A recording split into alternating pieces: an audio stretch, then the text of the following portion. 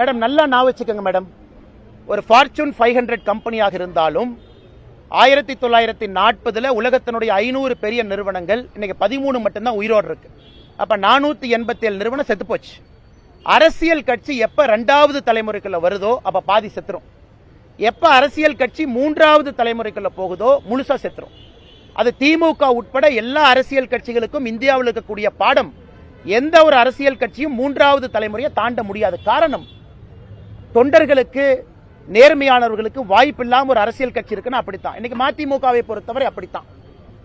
ஐயா வைகோ அவர்களே வேற மாதிரி பேசினாங்க. வைகோ அவர்களுடைய மகன், அவர் மேல எனக்கு மரியாதை இருந்தாலும் கூட அரசியலுக்கே வரமாட்டேன்னு சொன்னார். இல்ல எங்க அப்பா நான் அரசியல் தனிச்சிருக்கேன். இன்னைக்கு அரசியலுக்கு வந்திருக்கார். வந்த பிறகு கட்சியில 20 ஆண்டுகள் 30 ஆண்டுகள் வேலை பார்த்த ஒரு மனிதனுக்கு பேசுவதற்கு உரிமை இருக்கத்தான் செய்யும். அப்படி இருக்கும் பொழுது மல்லை சத்யா அவர்களாக இருக்கட்டும், யாராக இருந்தாலும் அவங்களுடைய குரலுக்கு ஒரு வலிமை இருக்கு, மரியாதை இருக்கு. கிரவுண்ட் லெவல்ல இருந்து வந்திருக்காங்க. அதனால் எனக்கு வைகோனனுடைய மகன் அவர் மீது மரியாதை இருந்தாலும் கூட இந்த சைக்கோபென்சி, நெப்போட்டிசம், ஒருவருடைய மகனாக இருப்பது மட்டுமே ஒரு தகுதியின் சுத்திட்டு இருந்தாங்கன்னா 2வது தலைமுறையில கட்சி 50% அழியும், 3வது தலைமுறையில 100% அழியும். இது இயற்கையினுடைய நியதி. உதயநிதி ஸ்டாலின் அவங்க காலத்தில் திமுக இருக்காது. இருந்தா இயற்கை இல்லைன்னு அர்த்தம்.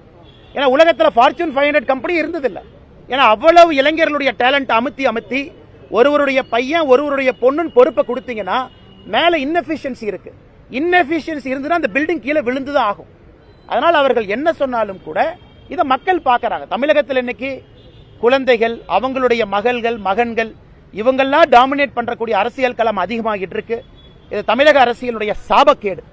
ஒரு மிடில் கிளாஸ் இளைஞனோ, மிடில் கிளாஸ்ல இருக்கக்கூடிய ஒரு பெண்ணோ, ஒரு சாதாரண குடும்பத்தில் இருக்கக்கூடியவங்களோ இன்னைக்கு அரசியல்ல தமிழகத்தில் ஜெயிக்க முடியும்னா பல போராட்டத்தை சந்திக்க வேண்டி இருக்கு. அதனால் இயற்கை சில கட்சிகளை அழித்தால் மட்டும்தான் இயற்கை சாதாரண மனிதர்களை மேல கொண்டு வரும். அது நிச்சயமாக நம்முடைய காலத்தில் நடக்கும்.